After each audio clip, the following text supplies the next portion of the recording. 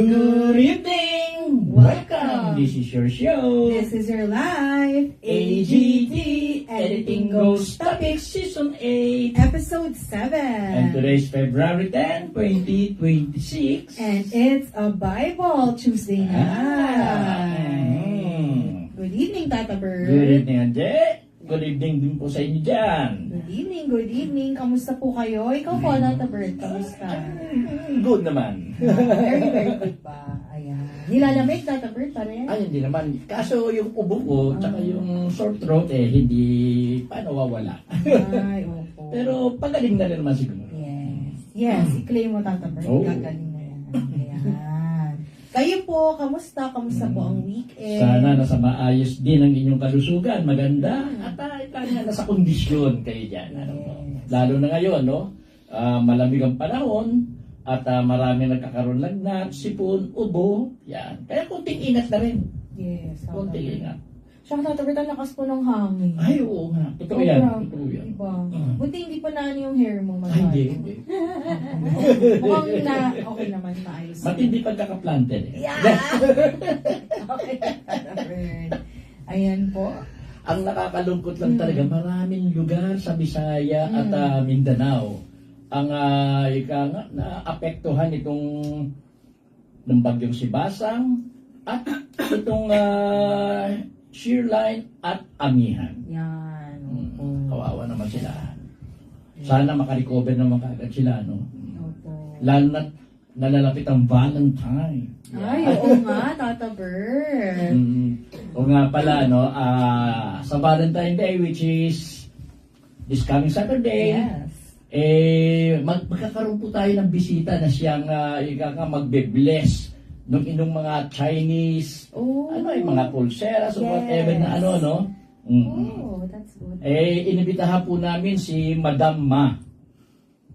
Madam Ma na siyang gagawa po niyo. Oh. Madam mapayat. Madam Ma. Para madama natin. Kaya, Madama natin. Ako malapit na ako maniwala. Tata Bird. Sino kaya yun? Ayan. surprise! Surprise! Baka may mag-ano Mm. Yan. And so, ano yung mga pwedeng dalhin, Tata Bird? Bracelet? Mga bracelet nyo, mga pulseras nyo, yung mga items na inaakala nyo na pwedeng ma-bless para maging good luck charm or whatever na Yes. naman. Okay po. Tuturuan na yan na phone. Lalagyan lang nila. May Okay. parang yung gong, yung parang gong na ganyan na doon ilalagay yun. Then, may gagawin. Basta si Madam Ma, alam naman yan. Okay. Tapos, Tata Bird, so kunwari, kailangan ba bagong bili? Kailangan. Not necessarily. Ba't kung may item kayo niya na nung previous year, tapos pwede. hindi naman na-bless, okay na na-bless, di pa bless nyo ulit. Oh, nice. Victoria's Secret ko papabless. Yeah. Wow! Sana, Victoria's Secret. Alam na nila. Ano yun? Lingerie? Lingerie ko? Pitaga ko doon. Iba. Mga lagay ng kayamanan pala. Natatalo. Tsaka abangan nyo po yung episode namin this Friday. Yan. So, ano po yun? Valentine's with the mix of Chinese New Year. Ay, oo nga pala, dahil sa 17, which nababagsak ng Tuesday, no? Tuesday, opo. Chinese New Year din po yun. Yes. Pero yung topic tungkol sa yung subject na Chinese, isasabay na rin po namin sa 14. Yan. Opo. Para... Alanganin kasi kung bagsak ng araw, alanganin. Yan. Dahil, then 18 is Ash Wednesday. Grabe yung bilis. Yes, 18 yan. Ash Wednesday po. So, it's healing day. Kaya mag-ano rin tayo ng mga asses sa mga interesado na gusto mo. Yes. Ayun. So, Wednesday po kayo pupunta ha? Kasi Ash Wednesday po. Baka may pumuntang Sabado, magtaka kung bakit walang pagpahit si Tata Bird. Wash Saturday na po yun. Dahil na-wash na. Okay? Ayan. Baka may magtanong kailan po ang Ash Wednesday? Napakaaga po pala, Tata Bird. Napaaga na kahit na ako nung January na malaman ko. February 18. So, Oo. Opo, maaga pong Holy Week. Mhm. So, I think so po. Bago mag-end. Basta this year, ma. Holy family. Holy Family, malalaman natin kung meron. Wala pa. Wala pa, wala. Sino pinakahulit? Wala, iba yun. Si Tata Bert ang pinakaano. Wala sa Holy Family. Ayan. Well, ilang years na rin, ano? Oh! Naghanap ka ng ano. Successor? Wala eh. Meron na eh. Meron na pala. Meron na. Yan. Okay. Eh, yung mga news na, Yes, ang ganda. hindi ako nakapagan, naiwan ko yung Notebook. Yan. notebook ko. Oh. Anyway, isang maganda lang na natatandaan ko pa, no? Eh yung si Alex Ayala uli. Yes. Although hindi siya naging successful dito sa huling tournament na sinalihan niya, still, tumaas pa rin ang ranking niya. Yes. Number 40 Wow. na siya sa Women's Tennis Association rankings. Galing. From ano pong rank niya, Tata Bert? From 45. 49, 45, then 40. Galing. Sa 100. Galing, Alex. Ang maganda kasi kay Alex, ang lakas mag-draw ng crowd. Ang Opo. lakas ka to. May Hindi charm nakakaan sa siya. kanya. Kaya gustong-gusto siya imbitahan ng mga tournaments. Correct, Tata Bert. Tsaka napaka-ano niya, Tata Bert, yung pusong Pinoy talaga. Kasi pag Ay, interviews niya, talagang Tagalog siya. Kahit alam natin Englishera siya, talagang pinipilit niya. Opo, napaka-humble na bata. Saka marunong magsalita. Eh, Marunong magsalita.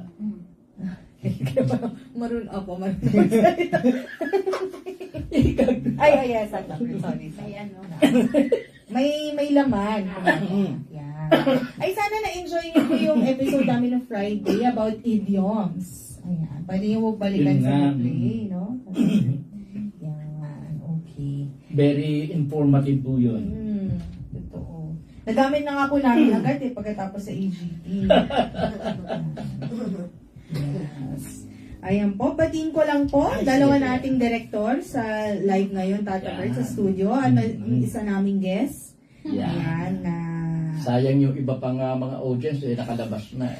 Babalik daw mamaya. Naiwan na. Ayan, mga Naiwan. pampabuhay na AGP. Ayan. No po. Batiin ko rin din po yung mga online viewers. Hello po, Milene Dalianera. Hi, Malensky. Wait pa siya ng online, ha? Miss Linda Umanya din. Ba? Ate Irene. Hi, Irene. Tita Helen. Tita Connie. Miss Maria Corazon Dalida at Tia Hi. Joseph Crisostomo. Ayan. Kamusta po kayo? Salamat po sa panunood. Ayan po. At ngayong gabi, Tata Bert, huling 2 kabanata na po ng Jeremias or Jeremiah. Ayan.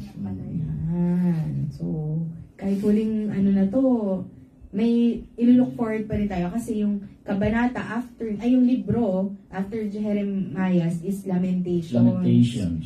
So, tungkol naman yun sa mga poem about yung sinundan na kay Jeremiah, yung mga nangyari sa Jerusalem.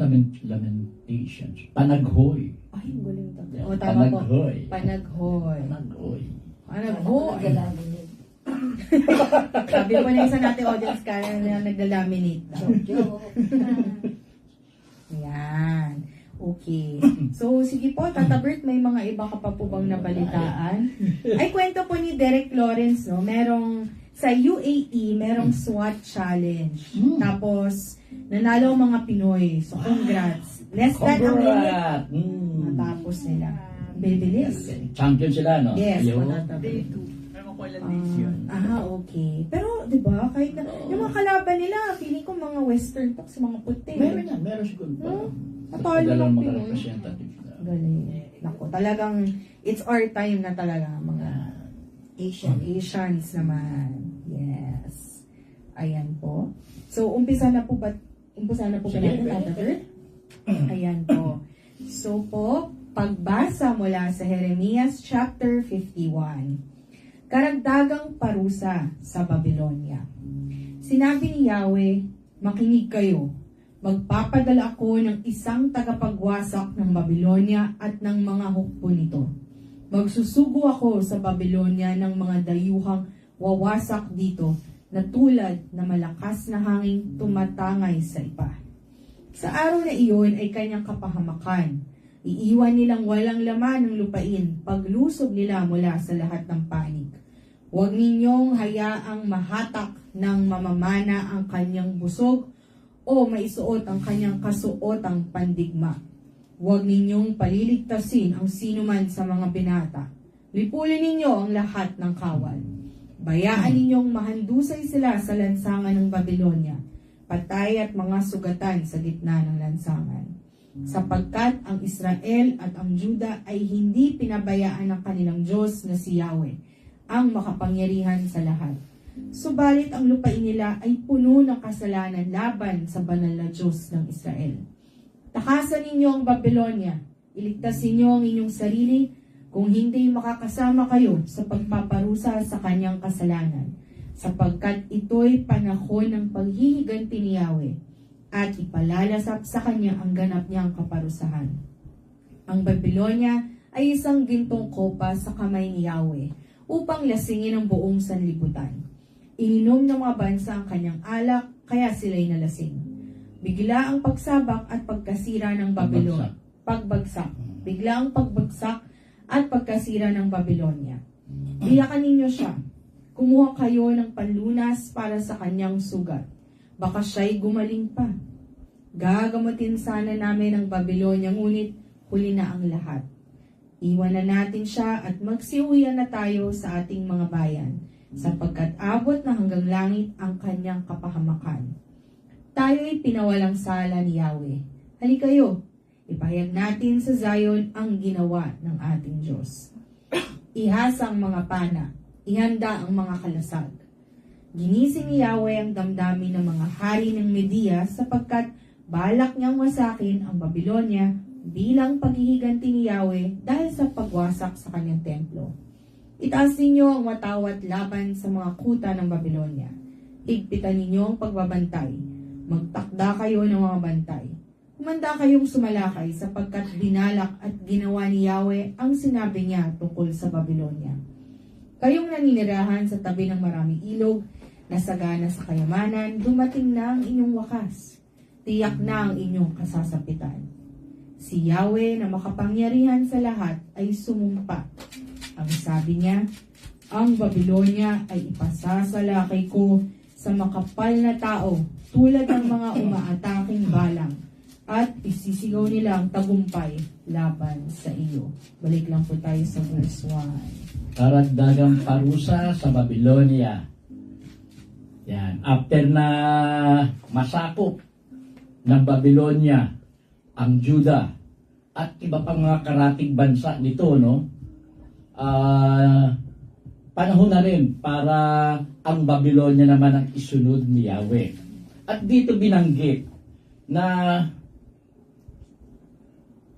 may mga magsasama-sama ang ibang bansa para labanan ang Babylonia. Actually, yung Persia, yung sinasabing malaking bansa dyan, at ang Persia ay dalawang kaharian yan eh. Yung isa, yung Media, at nakalimutan ko na yung pangalan ng isa. Then, marami din mga mercenaries na hinire ang Persian leader na si Cyrus the Great para maisagawa yung pagsalakay na ito sa Babylonia.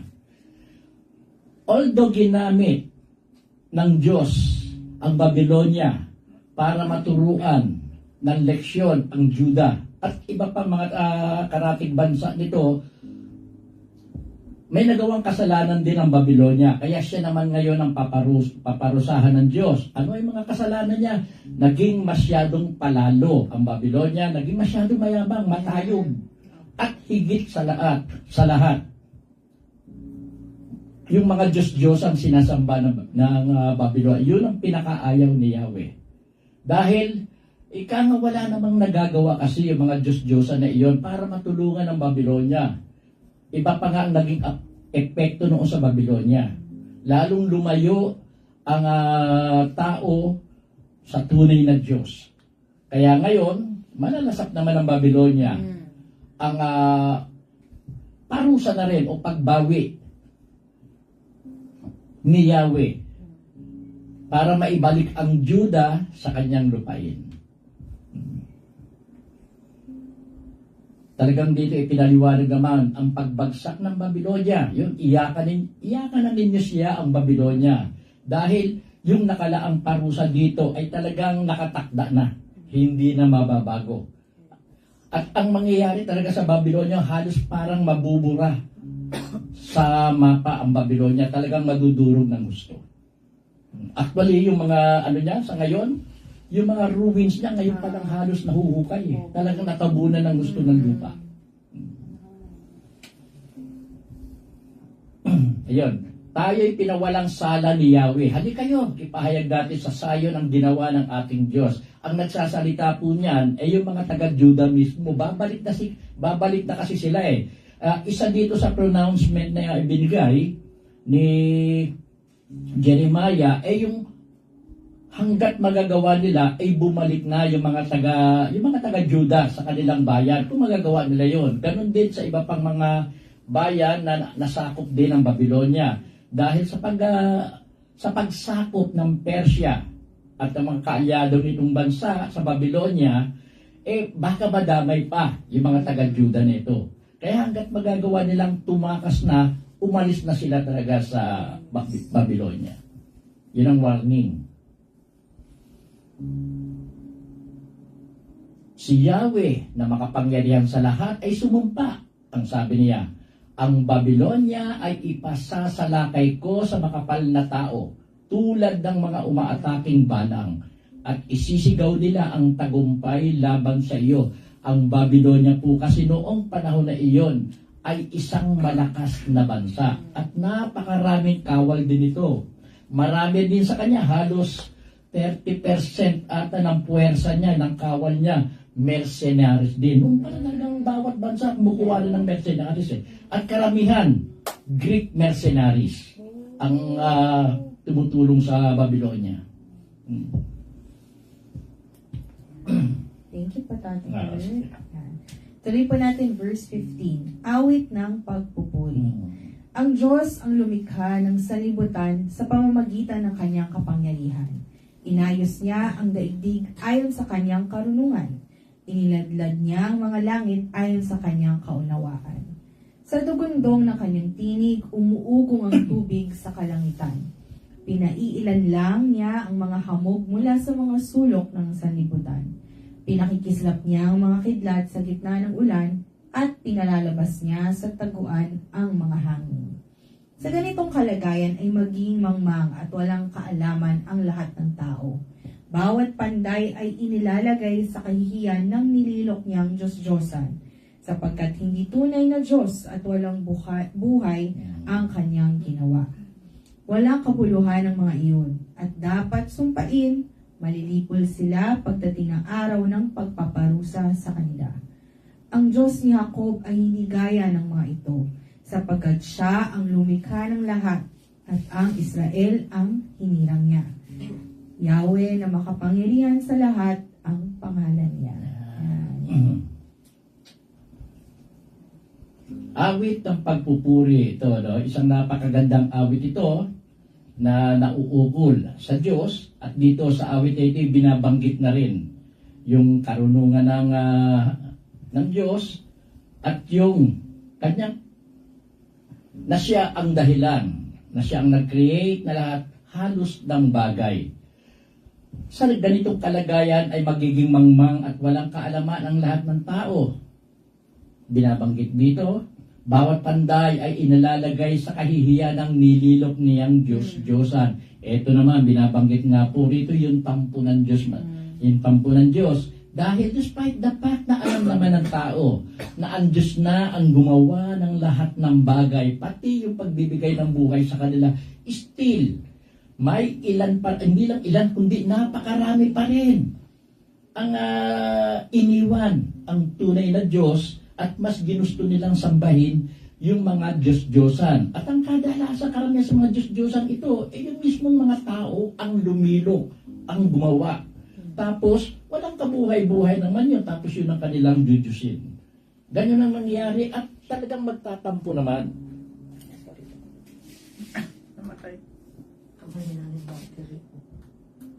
At kaya tunay na magtatampo naman si Yahweh. sa ginawang iyon ng mga taga-Juda. Bawat panday ay inilalagay sa kahihiyan ng nililok nilang Diyos-Diyosan. Totoo naman. Dahil nagsasayang lang sila ng lakas, nagsasayang ng oras, nagsasayang ng kung ano pa man ang pinaggastusan nila para gumawa ng mga nililok na bagay na yun. Tapos yun ang sasambahin nila. Wala namang nagagawa. Sa totoo lang. Walang kabuluhan ng mga iyon. Yes, totoo. Dahil wala namang nagawa. Ang Diyos ni Jacob ay hindi gaya ng mga ito. Meaning ng mga nililok na Diyos-Diyosan. Sapagkat siya ang lumikha ng lahat. Yung tunay na Diyos. At ang Israel ang hinirang niya. Yung Israel talaga ang hinirang ng Panginoong Diyos. Yahweh na makapangyarihan sa lahat, ang pangalan niya. Thank you po, Tata Bert. Tsaka, i-ano ko lang dito, Tata Bert, ang ganda ng pagkasabi ng ang Diyos ni Jacob ay hindi gaya ng mga ito sapagkat siya ang lumikha ng lahat. So, Yun. ang point dito, ibig sabihin, ang tunay na Diyos, siya ang lumikha ng lahat. Pero yung mga Diyos-Diyosan nila, sino ang lumikha? Tao. Tao. So, Tama. Oo, tama. Yun. Ang ganda ng ano mo doon. napansin ko na, Oo. nga, kaya pala ganito yung sinabi niya, baka yun po yung gusto niyang sabihin. Thank you po. Tuloy na po natin verse 20. Ang martilyo ni Yahweh. Ikaw ang aking martilyo at sandatang pandigma. Sa pamamagitan mo'y dudurugin ko ang mga bansa. Sa pamamagitan mo'y ibabagsak ko ang mga kaharian. Sa pamamagitan mo'y aking wawasakin ang mga hukbong nakakabayo at ang mga hukbong nakakarwahe. Ang lalaki at ang babae, ang bata at ang matanda, ang binata at ang dalaga, ang pastol at ang kawan, ang magsasaka at ang katulong ng mga baka, ang mga tagapamahala at ang mga kinatawan. Ang binabanggit po rito na martilyo ni Yahweh ay yung mismong Persya. Siya kasi ang wawasak ng gusto sa Babylonia. Madudurog ng gusto talaga ang Babylonia na para talagang minartilyo. Okay. No, walang tatayo na mga bahay, building, templo, or whatever na tanda na ma-identify mo na yun ang dating Babylonia. Talagang halos durog yan. Maraming mamamatay at hindi na titilhang muli ng tao yung lugar na yan. Yan ang sinabi mismo ni Yahweh. Kaya ang ginamit ni Yahweh na martilyo, matatawag, ang Persya. Sa pangunguna ni Cyrus the Great. So, kahit i-check po nila ngayon, Tatabert, search niyo po Babylon. Wala, talaga talagang ruins. tigang yung ano yung lugar. Totoo. Diba? Ngayon pa lang nakikita yung mga nalibing talaga na Grabe. Yan po. Tuloy po natin verse 24. Yeah. Ang parusa sa Babylonia. Paparusahan ko sa harap ninyo ang Babylonia at ang mga mamayan nito dahil sa mga kasamaang ginawa niya sa Zion. Sabi ni Yahweh, ako'y galit sa iyo, ikaw na papangwasak na bundok. Winasak mo ang buong sanlibutan. Paparusahan kita. Gugulong kang pababa mula sa kabatuhan at gagawin kitang bundok na tinupok. Ganun talaga. Exactly. Walang batong makukuha sa iyo upang gawing panulok o kaya'y pundasyon. Sa halip, mananatili kang wasak habang panahon. Itaas ninyo sa lupain ang isang bandila. Iparinigin nyo sa mga bansa ang pag-ihip ng trumpeta. Pahandain ang mga bansa para digmain siya. Tawagin ang mga kahariang laban sa kanya. Ang Ararat, ang Mini, at ang Askenas. Pumili kayo ng pinuno laban sa kanya. Magpadala kayo ng mga kabayo na kasing dami ng mga uod na nagiging balang. Humanda sa paglaban sa kanyang mga bansa, ang mga hari sa Medo, kasama ang kanilang mga pinunot kinatawan, at ang bawat lupaing nasasakupan nila. Nanginginig at namimilipit sa sakit ang lupain, sapagkat hindi nagbabago ang pasya ni Yahweh laban sa Babylonia. Sisirain niya ang lupaing ito, wala nang maninirahan dito. Tumigil na sa pagkibaglaban ang mga mandirigma ng Babylonia at nananatili sa kanilang kuta. Sila'y pinanghinaan na ng loob na parang mga babae. Sinunog na ang kanilang mga tahanan, nawasak na ang kanilang mga pintuan. Nagkakasalubong sa pagtakbo ang mga inutusan. Sinasalubong ng isang sugo ang kanyang kapwa sugo.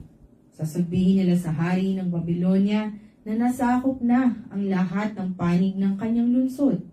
Naagaw ang mga tawiran. Sinunog ang mga kuta. Sindak na sindak ang mga kawal. Ang Babylonia ay parang giikang niyayapakan. Sandali na lamang at darating na ang panahon ng pag-ani sa kanya. Ang Jerusalem ay kinatay at nilamon ng Babylonia. Ginawa niya itong parang sisidlang walang laman. Para siyang dambuhala at ako'y nilulun. Kinuha ang magustuhan at itinapon ang iba. Sabihin ninyong mga taga-Sayon, mangyari sa Babylonia ang karahasang ginawa niya sa amin.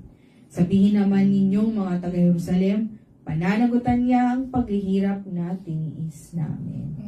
Balik lang po tayo sa verse 24. Ang parusa ng Babylonia, napakatindi talaga ng parusa na tinanggap ng Babylonia dahil na rin sa kanyang kasalanan.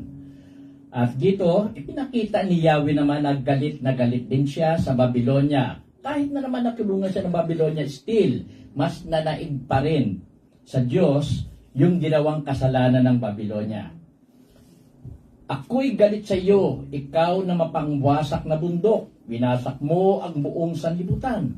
Paparusahan kita. Gugulong kang pababa mula sa kabatuhan at gagawin kitang bundok na tinupok. Walang batong makukuha sa iyo upang gawaing panulok o kaya'y pundasyon. Sa halip, mananatili kang wasak habang panahon. Kung ano po ang nakalahad dito sa Biblia, ganun po mismo ang itsura up to now ng Babylonia.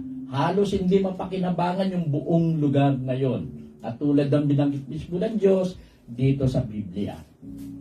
Halos hindi mapakinabangan yung lugar eh. We don't know kung magagawan pa ng paraan din. Siguro naman magagawan pa ng paraan. Itaas ninyo sa lupain ang isang bandila. Iparinig ninyo ang mga bansa ang pag-ihip ng trumpeta. Yan, sinasabihan dito yung mga bansa na maghanda na upang maisakatuparan yung maparusahan ang Babylonia. Kasama rito yung Ararat, ang Mini at ang Askenas. Binanggit din kanina rito yung Medo. Yung Medo, yan ang Media eh. Kasama ang kanilang mga pinunod kinatawan at ang bawat lupang nasasakupan nila. Talagang napakalaking puwersa din ang ginawa ng Persia para maisakatuparan niya ang pananakop at pagdurog sa Babylonia dahil alam ng Persia na napakalaki at malakas na bansa ang Babylonia. Just so happen na kinakailangan at panahon na rin para madurog ito base na rin sa kagustuhan ng Diyos. Nagkakasalubong sa pagtakbo ang mga inutusan. Sinasalubong ng isang sugo ang kanyang kapwa sugo. Yan, nalilito na. Yung mga tao, yung mga inutusan, yung mga sugo, hindi na malaman kung saan susuling. Dahil nga nakikita nila yung impending na pagsakop sa Babylonia. Naagaw ang mga tawiran, sinunog ang mga kuta, sindak na sindak ang mga kawal. Talagang hilong-talilong, kumbaga. Ang mga tao, ang mga kawal ng Babylonia. Ang Jerusalem ay kinatay at nilamon ng Babylonia.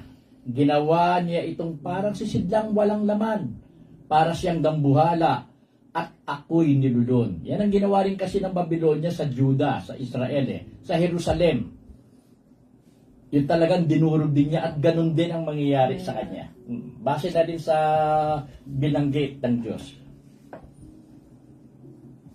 Okay. Yes, thank you. Haba ng chapter na yan. Oo nga po. Last ng chapter sa sinulit po. Verse 36, tutulungan ni Yahweh ang Israel. Yan. Kaya sinabi ni Yahweh sa Jerusalem, ipagtatanggol kita at ipaghihiganti. Tutuyuin ko ang kanyang dagat at bukal. Wawasakin ko ang Babylonia. Ito'y gagawing tirahan na lang ng mga asong gubat, magiging isang katatakutan at tampulan ng paghamak. Wala na ring maninirahan doon. Sila'y uungal na parang mga leyon. At dahil sila'y mga ganit, ipaghahanda ko sila ng isang handaan at lalasingin ko hanggang mawalan sila ng malay. Mahimbing sa pagtulog habang panahon at hindi na magising. Dadalhin ko silang gaya ng mga tupang patungo sa katayan at gaya rin ng mga lalaking tupa at barakong kambing. Yan, dito describe lang talaga yung gagawing pagwasak sa Babylonia. Yun lang naman, okay na yan. Okay po. Verse 41, ang pagkawasak ng Babylonia. Nasakop ang Babylonia na agawang lupaing hinahangaan ng buong sanlibutan. Nakakapangilabot tingnan ng kinasapitan niya. Tumaas ang tubig ng dagat at natabunan ng nagngangalit na alon ang Babylonia. Kinatakutan ng kanyang mga lungsod. Natuyo ang kanyang lupain na parang disyerto. Ayaw panirahan o daanan man ng sinumang tao. Paparusahan ko si Bel, ang Diyos ng Babylonia, at dudukutin sa kanyang bibig ang mga nalulunya. Hindi na siya pupuntahan ng mga bansa. Bumagsak na ang pader ng Babylonia. Bayan ko, lisanin ninyo siya. Iligtas ang bawat isa ang kanyang sarili mula sa matiting galit ni Yahweh. Huwag manghina ang inyong loob at huwag kayong matakot sa balitang kumakalat sa lupain. May mapapabalita sa loob ng 1 taon. Iba't iba bawat taon. Balita tungkol sa karahasan o mga pinuno laban sa pinuno. Kaya darating ang panahon na paparusahan ko ang mga Diyos-Diyosa ng Babylonia. Mapapahiya ang buong lupain ito at mapapatay ang lahat ng mamayan niya. Kung magkagayon, ang langit at ang lupa at lahat ng naroon ay aawit sa kagalakan dahil sa Babylonia. Sapagkat sasalakayin siya ng mga tagawasak mula sa hilaga, sabi ni Yahweh. Dapat ibagsak ang Babylonia bilang kapalit ng mga napatay sa Israel, sapagkat ang Babylonia ang dahilan ng mga napatay sa buong sanlibutan. Totoo naman. Dito pinaliwanag na naman yung pagkawasak ng Babylonia. No? At talagang natuyo ng gusto yung lugar na yon dahil nga sa pagsakop at panggigera na ginawa ng Persia at iba pang bansa na kaalyado nito. Dito binanggit, paparusahan ko si Bel, ang Diyos ng Babylonia. Yan kasi ang chief na Diyos-Diyosa ng Babylonia. Bel, katulad, yan mismo si Marduk. At kung natatandaan mo, yung ginagamit nila sa pangalan nila si Nebo, yes. si Nebo naman, tatay niya si Marduk. Okay po. Mga ano yan eh. Gawa-gawa. Mga, hindi ko malaman, pero kasama mga Anunnaki yan. Sa libro ni Sitchin, yung mga pangalan na binabang. Wow. Natatandaan ko yan eh. Mag-ama yun, si Marduk, tapos si Nebo, anak niya. Kita mo ginagamit. May family tree pala. Tapos si Marduk yung Bel na yan. Kaya yung parang cheap na Diyos-Diyosa ng, ng Babylonia si Marduk. Okay po. At dudukutin sa kanyang bibig ang mga nilulun niya. Meaning yung mga winasak niya na bansa, yung mga ninakaw nila na kayamanan, kukuning muli sa kanya yan. Hindi na siya pupuntahan ng mga bansa dahil durog na durog talaga. Bumagsak na ang pader ng Babylonia. Bayan ko, lisanin ninyo siya. Iligtas. Ito, panawagan na naman ito para doon sa mga Hudyo na nandoon. Actually, no, hindi lang mga Hudyo pala ang ang na-exile sa Babylonia. Kasama din dyan yung mga taga-Moab dati na binanggit, taga-Elam, di ba? Mga bansa o malilit na bansa na sinakop din dati ng Babylonia. Magsisitakas ka unti-unti ang mga iyan. Huwag manghina ang inyong loob at huwag kayong matakot sa balitang kumakalat sa lupain. May mapapabalita sa loob ng 1 taon, iba't ibang bawat taon. May mga balita rin kasi na kumakalat noon na walang mangyayari kung tatakas yung mga taga-Juda at yung mga taga-ibang lugar pa na exile dito sa na-exile or parang dinalang bihag dito sa Babylonia. Siyempre, ganun ang iikot na balita niyan. Nagyayabang pa rin kasi ang Babylonia ng panahon na ito na walang makakasakop sa kanila na ibang bansa. Para ma-discourage yung mga na tumakas. Opo. Ganun ang ginawa. Kaya darating ang panahon na paparusahan ko ang mga Diyos-Diyosa ng Babylonia. Si Yahweh mismo may sabi niyan, mapapahiya ang buong lupain ito at mapapatay ang lahat ng mamamayan. Na siya naman talagang nangyari. Yun, okay na. Pwede na. Naitanong ako mag Mm-mm. Ilang araw kaya nila sinakop yung Babylonia? Ano? Ilang araw po nila sinakop ang Babylonia? Matagal yan. Actually, ang Babylonia, bali 3 gera yan. At tumatagal. Una yan si Nebuchadnezzar, tapos si Belshazzar. Na-remember yung may kamay na lumabas? Babala ninyo na masasakop ang Babylonia na ang hari noon si Belshazzar. Kaya Diba yun? nalilito ako. Yun. Hari. Kahit na naman yung Juda eh. Kala mo isang pagsakop na ang ginawa ng Babylonia? 3. Tatlo. 3 beses din sinakop ng Babylonia ang Juda. Sumakop yata sila dyan. Yeah. Tapos ito, ganun, mga 3 beses din to sinakop ng unti-unti, hindi isang atake yan eh. Oo. Hindi. Kasi parang nagpa-process, parang may transition period sila. Mga ganun. Oo. Tsaka talaga, unti-unti rin ang ginawang niyan. Sasakop ng ganyan, tapos babalik na naman. Bubuo na naman ng pera. Sakop na naman ng ganyan. Kaya inaabot minsan ilang hari eh. Diyan, si Cyrus the Great, umabot yung pananakop niyan hanggang ang hari si Darius the Great. Bago. Ilang hari yan eh. Yan, si Belshazzar, tsaka yung hari na si Jehoiakim, di ba? Opo, meron. Prisionero siya for 40 years o more than 30 years. Nung mawala na si Nebuchadnezzar, yung pumalit sa kanya si Ebel Merdok ba, something gano'n ang pangalan, yun ang nagpalaya kay Jehoiakim doon sa pagkakakulong at tinratong bisitang hari ngayon ng Babylonia. Yan. Ilang natatandaan ko pa yung mga Oo bukas. nga, ako hindi ako Kahit ako tatandaan ko. hindi ka kasi tatabert sa history. Kasi history, ako dyan. Basa siya ng basa. Opo. Yan. Thank you po. Yan, tuloy po natin. Ang mensahe ng Diyos para sa mga Israelita sa Babylonia.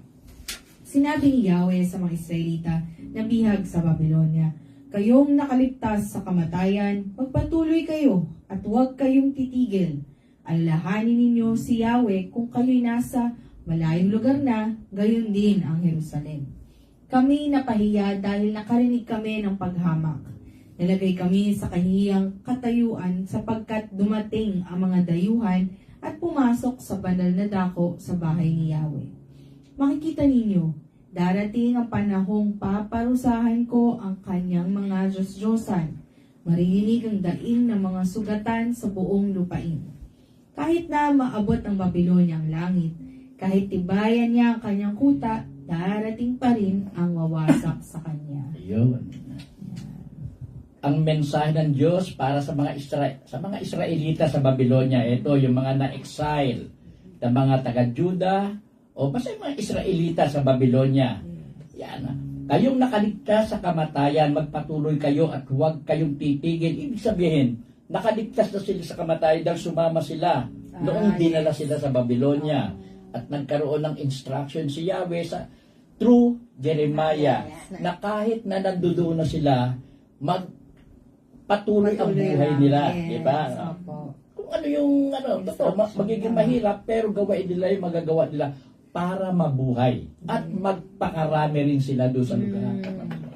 Dahil alam na muli silang ibabalik sa Juda, sa Jerusalem, para maitayong muli ang nawasak nilang syudad.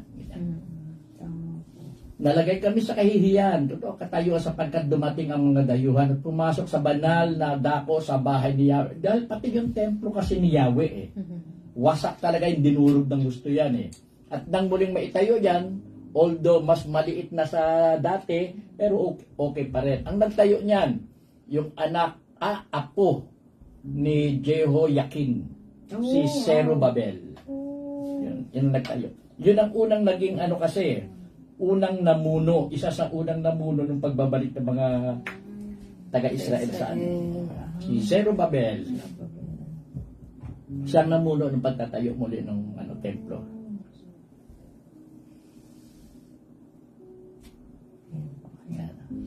Verse 54, iba pang kapahamakang sinapit ng Babylonia. Sinabi pa ni Yahweh, pakinggan ninyo ang iyakan mula sa Babylonia. Ang panaghoy dahil sa kanyang pagkawasak. Panaghoy. Sapagkat ginigiba ni Yahweh ang Babylonia at pinatatahimik ang kanyang malakas na sigaw. Ang kanyang mga alon ay parang ugong na malakas ng tubig. Matinig ang alingawngaw ng kanilang tinig.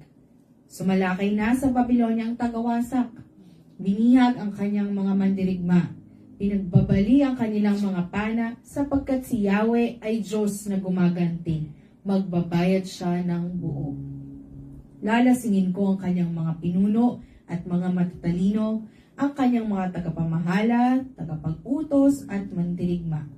Mahihimbing sila habang panahon at hindi na magigising. Ito ang sabi ni Yahweh na makapangyarihan sa lahat. Sinabi ni Yahweh na makapangyarihan sa lahat, ang malawak na pader ng Babylonia ay mawawasak at masusunog ang matataas niyang pintuang bayan. Nagpapakahirap sa walang kabuluhan ng mga tao.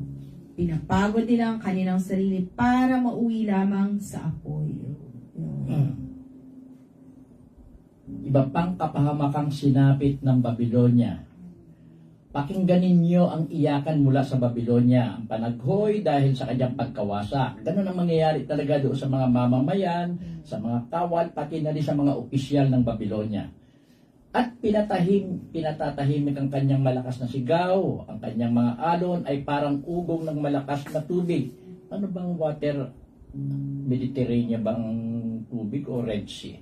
Parang Red Sea, yung malapit na ilog, na dagat doon sa Kaya ganyan may malakas na alon. At tumabon ata, may part ng niya lumubog sa tubig Sumalakay na sa Babylonia ang tagawasak. Binihag ang kanyang mga mandirigma, pinagbabali ang kanilang mga pana, sapagkat si Yahweh ay Diyos na gumaganti. Magbabayad sila ng buo. Yan. Mahihimbing sila habang panahon at hindi na magigising yung mga tao doon sa Babylonia. Ang malawak na pader ng Babylonia ay mawawasak at masusunog ang matataas niyang pintuang bayan. Actually, dito sa Babylonia, noong ang hari ay si Nebuchadnezzar, nagtayo yan na isang kinikilala na isa sa 7 ancient wonder of the world. Yung hanging garden ng Babylonia kaya tinatawag. Ang ganda ng lugar na yon at marami bibilib ng panahon na yon. Si Haring Nebuchadnezzar mismo nagtayo yun. Hanging Garden of Babylonia. Wala na yun Durog. Durog yun Nadurog po dahil tatamper. Hindi niya lang Dahil yun na yung sayang. Nawala yun. Yan, tuloy. Oo nga po Kung ano pa kayo. Kung meron pang... Ano ang picture naman? Oo nga. Kung may nag-drawing na. Yan. Verse 59. Ang mensahe ni Jeremias para sa Babylonia. Ito naman ang inuutos ng propeta Jeremias sa punong yunuko na si Seraias, ang anak ni Nerias at apo ni Maasiyas, nang siya'y magpunta sa Babylonia, kasama ni Haring Zedekias ng Juda, noong ika-4 na taon ng paghahari nito. Itinala ni Jeremias sa isang kasulatan ang lahat ng kapahamakang darating sa Babylonia at lahat ng bagay na nasulat tungkol dito. Ang sabi ni Jeremias kay Seraias, basahin mong lahat ang nakasulat dito pagdating mo sa Babylonia. Pagkatapos ay sabihin mo, Yahweh, sinabi mo ang lupaing ito'y iyong wawasakin. Wala nang maninirahan dito, maging tao o hayop, at mananatili itong wasak habang panahon. Pagkabasa mo sa kasulatang ito, itali mo sa isang bato at ihagis sa gitna ng ilog Euphrates.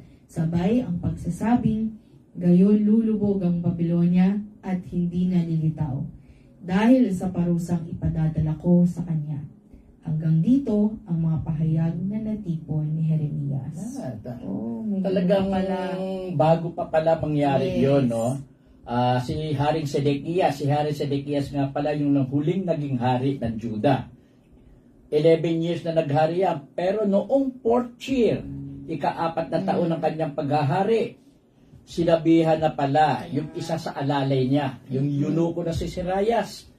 May sulat na ipinadala roon kung ano yung sinabi ng Diyos na mangyayari sa Babylonia. Ang problema, naging bisita si ano noon si Haring Sedekias, pinatawag sa ano yan dahil si Sedekias nung panahon na iyan, parang basal yung lugar ng yung Juda, parang ang naglagay sa kanya kasi para maging hari kapalit ni Jehoiakim ang Babylonia mismo. Ayun. So parang puppet na Opo. puppet king na inilagay doon. Nagkakaroon ng balita noon. 'Di ba na gumagawa ng alyansa si Haring Sedekias yung para labanan mismo ang Babylonia. Kasama ang Egypt, kasama ang Elam, ang Moab. Yan, yung pinasakop ng ganun ang nangyayari. Para hindi mapagtakpan yung pangyayari na yon, kunyari bumisita sa Sedekias para hindi mapaghilalaan na may binabala. Opo. At noon, kasama yung ano niya na Serayas, pinadala na sulat niyan at binanggit na gano'n ang mangyayari. Pero hindi pinaniwalaan ni Sedekias yan. Pagkarian ng 7 taon, then pang-4 na taon yan, 11 years siyang naging hari, 7 years, ayun na, dumating na. Nag-tridor kasi si Sedekias. Ayun. Basahin mo lahat ang nakasulat dito. Pagdating mo sa Babylonia, biro mo, sinabi mong ang lupain ito'y. Dahil yun nga sinabi na ni Yahweh na gano'n ayaw maniwala Binaningan na nga, ayaw pa rin maniwala. Para nga matuloy yung ano na yan, may ibinilin sa kanya kay Serayas na itali itali mo sa isang bato at hiyagi sa gitna ng ilog Euphrates. Yan, isang ilog. 2 ilog yan magkaganyan Euphrates tsaka Tigris yung isa kabilaan. Sabay ang pagsasabing gayong lulubog ang Babylonia at hindi nalilitaw dahil sa parusang ipadadala ko sa kanya. Yun sabi ni Yahweh through Jeremias. Ang problema, ayaw makinig ni Sedekias. Yan. Ito po ang salita ng Diyos. Salamat sa Diyos. Full episode itong ano. Alam mo ulit nandito ang totoo. Ito po sinising na. Ayan, Tata Bert. Hanging garden. Ayan, yung hanging garden. Iba't ibang ano ang ano. Sayang, tapos sa Parang iba't ibang spot. So, meron pa. baka drawing na lang. Drawing po. na lang siguro yan. Siguro. Ito na po, 2023 yung wala. Patag na, medyo Yan, tatag. patag na lang po. Siguro, base rito, ginawa nila ng, Opo. nagagawa naman yun Opo. Kumbaga, depende dun sa foundation. Sa foundation. Totoo talaga. Totoo. Yes. Tata Bert, sabi ko, Ate Linda, sana all ang galing. Lakad siya bang, sana all. Nangiinggit. Israelita po siya, taga-Babylonia. Talaga, no? Siya po si Yahweh. Gets yun na yung analogy. Ayan. Tuloy po tayo sa chapter 52. Yan, last chapter na po ng Jeremias. Ang kasaysayan ng pagbagsak ng Jerusalem. Si Sedekias ay 21 taong gulang nang maging hari sa Juda at 11 taong naghari sa Jerusalem. 11 years nga. Ang kanyang inay si Hamutal, anak ni Jeremias ng Libna. Tulad ng masamang ginawa ni Jehoiakim, ginawa rin niya ang mga bagay na hindi kalugod-lugod kay Yahweh. Nagalit si Yahweh sa Jerusalem at sa Juda kaya sila itinakwil niya. At si Sedekias ay naghimagsik laban sa hari ng Babylonia. Noong 9 na taon ng kanyang paghahari, 10 araw ng 10 buwan, sumalakay sa Jerusalem ang buong hukbo ni Hari Nebuchadnezzar ng Babylonia. Kinugkob nila iyon at nagtayo sila ng mga toreng bantayan sa palibot. Ang pagkubkob ay tumagal hanggang sa 11 taon ng paghahari ni Zedekias. Noong 9 na araw ng 4 na buwan ng taong iyon, nagkaroon ng matinding taggutom sa lungsod. Walang makain ang mga mamayan. Nang makita ito ni Haring Zedekias, gumawa sila ng butas sa pader ng lungsod at tumakas ng gabing iyon kasama ang mga sundalo. Dumaan sila sa pintuang bayan sa pagitan ng 2 pader malapit sa hardin ng hari. Nakatakas sila patungong Araba, kahit napapaligiran ng mga hukbo ng Babylonia ang buong lungsod. Ngunit hinabol ng hukbo ng Babylonia ang hari at inabutan si Zedekias sa kapatagan ng Jericho. Nagkawatak-watak ang kanyang mga kasama at iniwan siya. Binihag ang hari at dinala sa hari ng Babylonia na nooy nasa Ribla sa lupain ng Hamat. Doon siya hinatulan. Pinatay ng hari ng Babylonia ang mga anak na lalaki ni Zedekias sa harapan niya. Pinatay rin sa Ribla ang lahat ng pinuno ng Juda. Pagkatapos, dinukit ng hari ang mga mata ni Zedekias, ginapos, dinala sa Babylonia, at ibinalanggo hanggang sa araw ng kanyang kamatayan. Yan. Nakita niyo yung history. Yan ang nangyari. Si Zedekias ang pinapaliwanag. Bata pa siya, 21, no? Yung pinalitan niyang hari, 18 years old. Siya, 21. Ang kanyang ina, binanggit naman kung sino yung mga wagbulang niya. Naggalit si Yahweh sa Jerusalem at sa Juda, kaya sila'y itinakwil niya at si Zedekias ay naghimagsik laban sa hari ng Babylonia. Naghimagsik siya, pero ang Babylonia actually ang nagluklok sa kanya para maging hari. Kapalit ng kanyang pamangkin ata, si Jehoiakim. Nang 9 na taon ng kanyang paghahari, 10 araw ng 10 buwan, sumalakay sa Jerusalem ang buong hukbo ni Haring Nebuchadnezzar ng Babylonia, yung kinugkob. Ang problema, biro mong hari siya tapos tatakas siya, iiwanan yung kaharian niya. Kaso, talagang masamang hari kasi yan yun, pagtakas nila, nahuli rin sila ng mga tauhan ng Babylonia. Dinala siya sa hari ng Babylonia kay Nebuchadnezzar. At sa harap niya, pinatay yung kanyang mga anak na lalaki. Siniguro ni Nebuchadnezzar yun, nawala ng papalit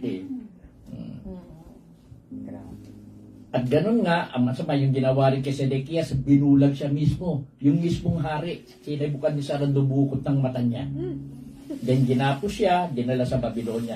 At doon na namatayan along the way, papunta ng Yun ang nangyari kay Zedekias dahil masamang hari. Tinulungan na ng Babylonia, kinalaban pa niya ang Babylonia. Hindi naman siya pwede maging hari sana ginawa ng Babylonia. Inilagay siya Tama po. Thank you po, Tata Bert. Tuloy natin verse 12. Giniba ang templo. Noong 10 araw ng 5 buwan, ng 19 na taon ng paghahari ni Nebuchadnezzar sa Babylonia, si Nebuzaradan, kapitan ng mga bantay ng hari, ay nagpunta sa Jerusalem. Sinunog niya ang templo ni Yahweh, ang palasyo ng hari at lahat ng mga bahay doon, pati ang mga tahanan ng mga kilalang tao. Ang pader sa palibot ng Jerusalem ay iginuho ng mga sundalo ng Babylonia sa pangunguna ng kapitan ng mga bantay. Binihag ni Nebuzaradan ang mga taong nalabi sa lungsod, ang mga tumakas patungo sa hari ng Babylonia at ang mga nalabi sa mga manggagawa. Subalit iniwan niya ang ilan sa pinakamahihirap sa lupain upang magtrabaho sa mga ubasan at bukirin. Sinira nilang lahat ang mga haliging tanso sa templo ni Yahweh, pati ang tungtungan at ang malaking lalagyan ng tubig na tinatawag na dagat-dagatang tanso, at dinala nila sa Babylonia ang mga tinunaw na tanso. Kinuha rin nila ang mga palayok, pala, gunting, mangkok, kutsara at lahat ng sisidlang tanso na gamit sa paglilingkod sa templo. Kinuha rin ng kapitan ng mga bantay ang mga kopa, apuyan, mangkok, palayok, kandelero, kutsara at tasang yari sa ginto at pilak. Hindi na makayanang timbangin ng tanso ng 2 haligi, ng dagat-dagatang nasa ilalim ng tuntungan, at ng 12 hugis bakang tuntungan. Ang mga ito'y pinagawa ni Haring Solomon Panahon pa ni Haring Opo. Solomon. para sa bahay ni Yahweh. Ang isa sa mga haligi, 8 metro ang taas at 5.25 metro ang bilog. Walang laman ang loob nito, ngunit 4 na daliri ang kapal ng tanso niyon. Ito ay may kapitel na tanso rin, 2.25 metro ang taas. May palamutitong parang lambat at mga putas na granada sa palibot. Ang lahat ng ito yari sa tanso. Ang isa pang haligi na may mga palamutiring granada ay kahawig ng unang haligi. May 76 na lahat ang palamuting granada na nakikita, ngunit 100 lahat ang nagawa na makikita sa buong palibot. Giniba ang templo dito. Grabe ang ginawa talaga. No, sa utos na rin ng hari ng Babylonia, si Nebuzaradan ang nagsagawa ng paggiba at pagwasak sa templo ni Yahweh. Talagang hindi lang binasak, no, pati yung mga gamit doon. Lahat ng gamit, pati yung mga lutuan, yung mga mangkok, yung mga ginagamit sa seremonya, sa mga ritual, dinala lahat yan sa Babylonia. Yung iba na may halaga, tinunaw. Mga ginto, mga pilak, at iba pang mamahaling mga metal. Binihag ni Nebuzaradan ang mga taong nalabi sa lungsod, ang mga tumakas patungo sa hari ng Babylonia, at ang mga nalabi sa mga manggagawa.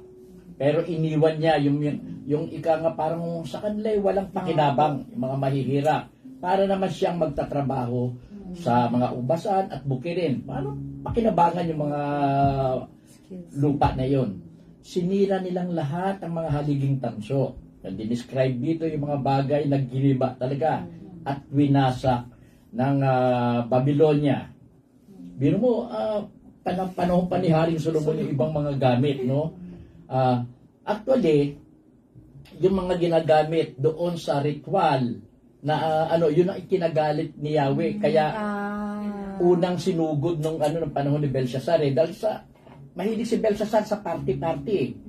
At isa sa ginawa niya, parang lagyan yung kopa na inuman ng alak, yung banal na yung mga chalice, yung doon nagalit si Yahweh rin sa kanya. Kaya, yung ganyera. Unang paggera na ginawa ng yun, sa Babylonia. Ang lahat ng ito yari sa tanso. Ang halaga ng tanso na noon. May 76 na lahat ng palamuting granada na nakikita. Ngunit 100 lahat ang nagawa na makikita sa buong palibot. Ang halos yung templo kasi na iyan, pinlano nung panahon ni Haring David. Pero ang nagtayo na si Haring Solomon. Ang yaman ni Haring Solomon yun. Kaya ang garbo nung templo. Ang yaman ni Haring Solomon noon. Yan. Tuloy pa natin, verse 24. Binihag ang mga taga-Juda at dinala sa Babylonia. Kinuha ng kapitan ng mga bantay ang punong paring si Serayas at si Zepananias, ang pangalawang pari, pati ang 3 pinuno sa templo. Kumuha rin siya sa lungsod ng isang pinuno na mamamahala sa mga mandirigma, 7 lalaki sa konseho ng hari na naroon pa sa lungsod, isang kalihim ng kapitan at siyang nagsasanay sa mga tao para sa pakikidigma. At may 60 lalaking naroon pa rin. Sila'y dinala ni Nebuzaradan sa harapan ng hari ng Babylonia sa Ribla na nasa lupain ng Hamat. Sila'y pinahampas ng hari ng Babylonia, saka ipinapatay. Gayon naging bihag at inalis sa sariling lupain ang taga-Juda.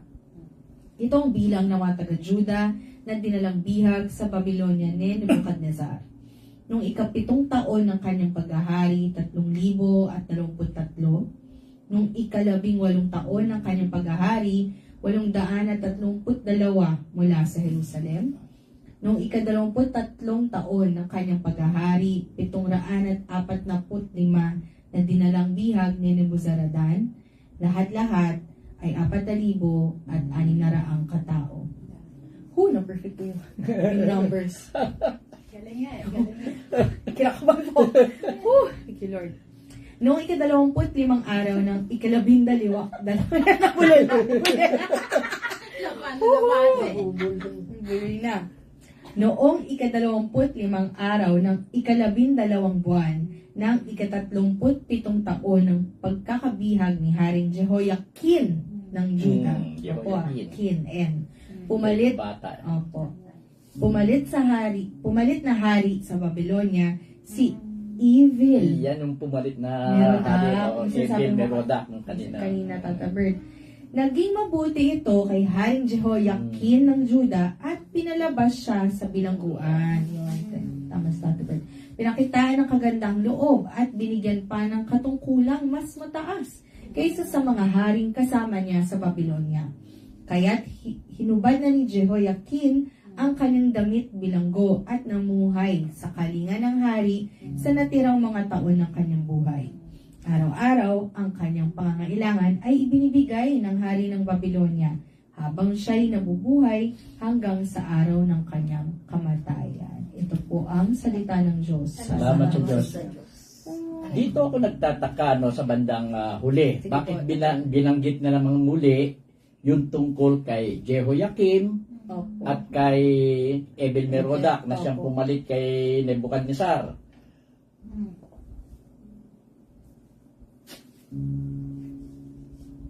Bilanggo siya, di ibinalik at tinratong parang hari ni Evil Merodach.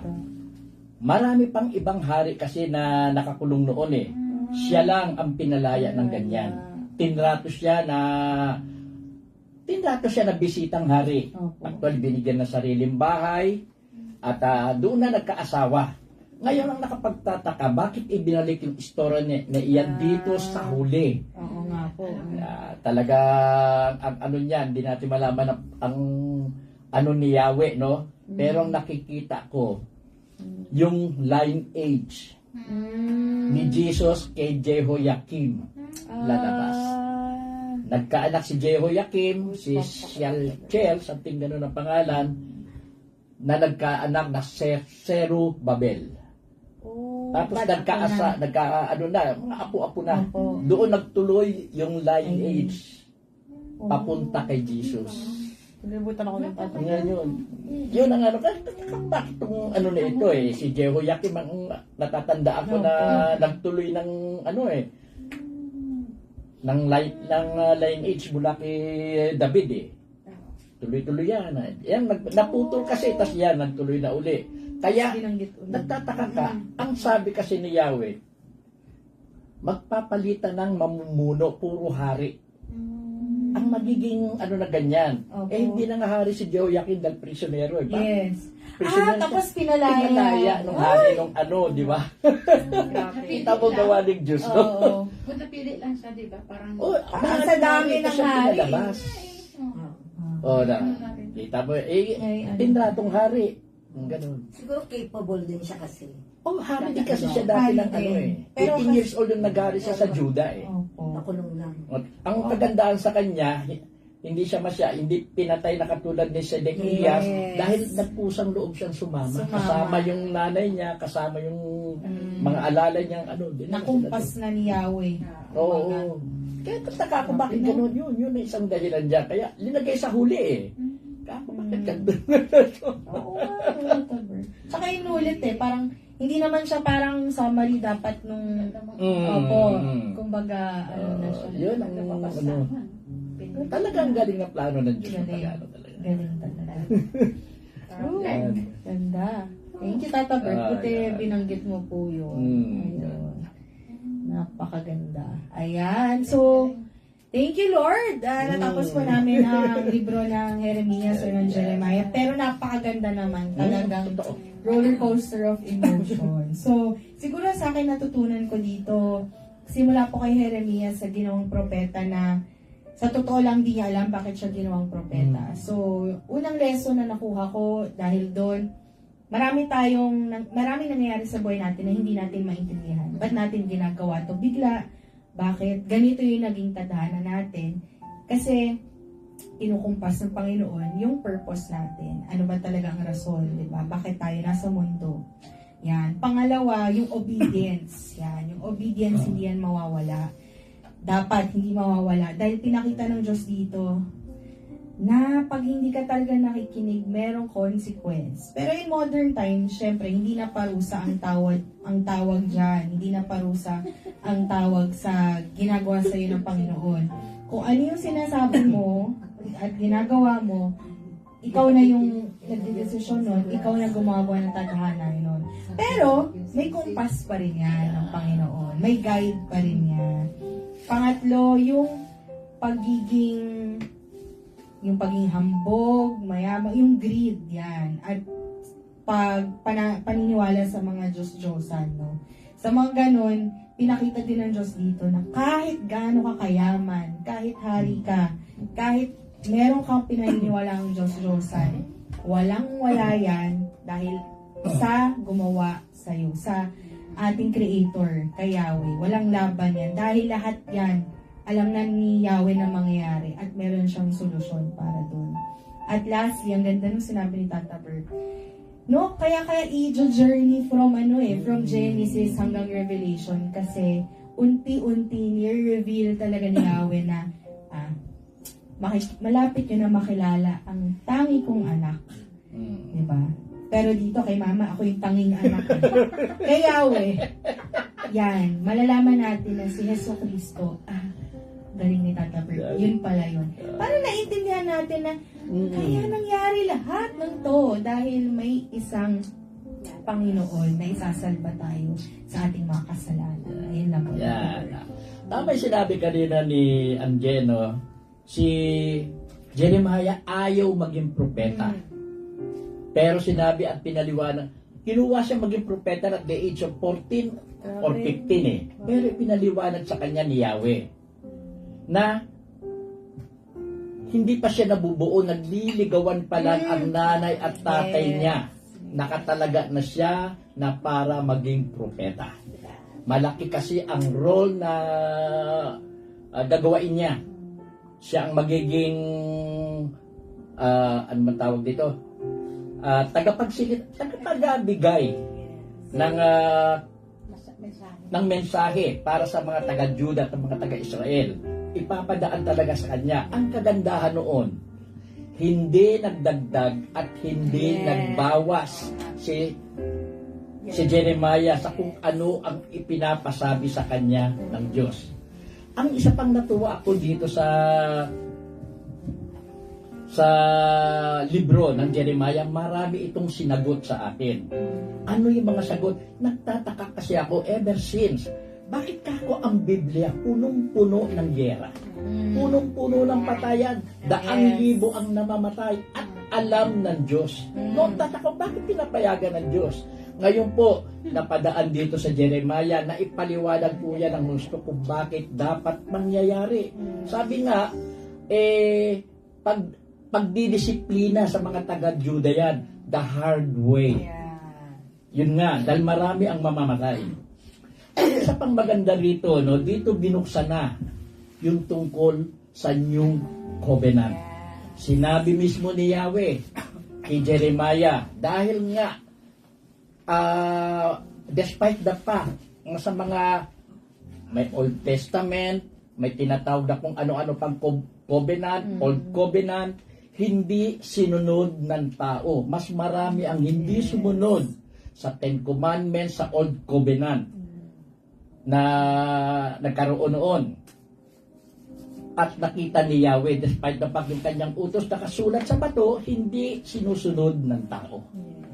At nagpahiwatig dito sa panahon ni Jeremiah si Yahweh na darating ang araw na ang utos ng Diyos hindi na niya isusulat sa bato. Ilalagay na niya sa isipan ng tao, ilasusulat na niya sa puso ng tao. At nangyari yan, nagkaroon ng katuparan tungkol sa New Covenant na yan nung pagdating ni Jesus Christ. Yun po yun.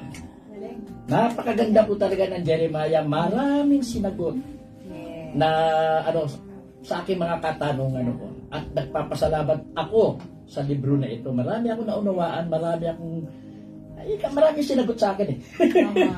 Yung po maganda. Sana kayo rin po sa inyong pakikinig sa amin. Meron din po kayong natutunan. Yung mga impormasyon na inilalahad po dito, napakalaking bagay po. Magagamit po natin yan, yung mga natutunan po namin dito. At salamat at naging matyaga kayo dito sa Aklat ng Jeremiah. Ang susunod na libro po na tatalakayin natin, Lamentation or Panaghoy, I think. Thank you, Tata Bert. At salamat po kay Tata Bert dahil ang dami niyang naalala niya lahat. Mapa, tao. Magtataka rin ako siya, bumabalik yun. Bakit ka yung bumabalik? Kaya Yan ang very ko eh. Kahit na yung mga capital ng bawat Oo nga bansa, po, alam mo yan. natatandaan ko pa yung capital ng mga bansa eh. Natatandaan ko pa. Pero high school pa yan ah. Talagang meant na Tata Bert na kaya mo siguro Ay, school baka yun ang pagkumpas sa'yo ng Diyos. Nebo. Si Nebo Calvo daw. Pero feeling ko yun nga, parang kinumpas sa'yo ng Diyos para, kasi kung hindi mo inaral yun, hindi, di ba, dadating ka pala sa season na to para i-share sa amin lahat. Ayan. Kaya, thank you, Tata Berta. Thank you po kay na Direk sa mga live audience natin. Kay Mamita. Lahat na nagtsatsagaan manood at makinig. Ayan. Salamat. Ay, di pa po tapos ha. Siyempre, marami pang libro ang babasahin. Ayan. So, mamayang gabi po, merong online prayer vigil, 10 p.m. At sa mga gusto po manood ng replay, meron po sa YouTube, Anthony Uver-AGT. Sa Facebook din pa rin po. Tapos, meron pa rin po ang website sa senioranthonyrivera.com. And bukas, Tata At Bert. bukas nga, 8 o'clock, yung ating Novena Prayers. At malamang, andito si Tita Herms noon, no? At bago po maggamutan, yung ating 173rd lecture. Yes, ang ganda po nun. Ayan. So, maraming salamat po una kay Lord. Thank you. Natapos namin ng Jeremias. At sana, Lord, ma-apply namin sa pang-araw-araw. Yes, tama. Thank you po. God bless. Thank you.